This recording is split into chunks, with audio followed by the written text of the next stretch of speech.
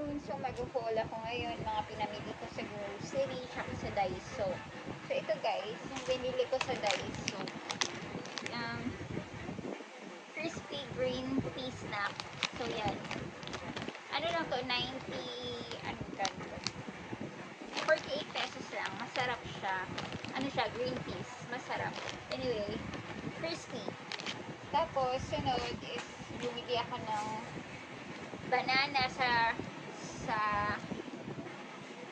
store. And then, ito, bumili ako ng fish cracker and bumili ako ng bag guys sa Daiso. Ito. Bumili ako ng bag sa Daiso. Ganyan. And then, gusto kasi, pwede pang magganyan. Ganyan. Gusto ko kasi ng maliit na bag. Ganyan. Pwede mo i-ganito. Pwede mo i-ganito. Diba? Yan. Pwede mo i-ganyan. Comfortable ka kahit saan ka magpunta. Nakaganyan lang kaliit. So, ayun guys.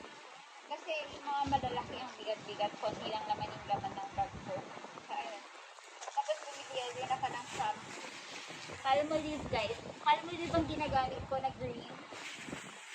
Super bango talaga. Super bango. Tsaka may conditioner na rin to. Soft.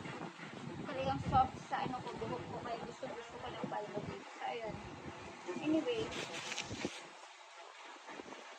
So, ayun lang yung hinol ko ngayon.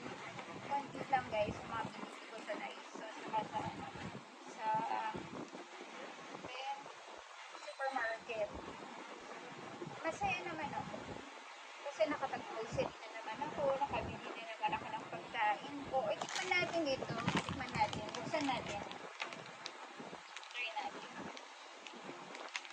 So, ayun guys. So, see you guys later. So, sa susunod na vlog ko, panoorin nyo na lang. So, ayan.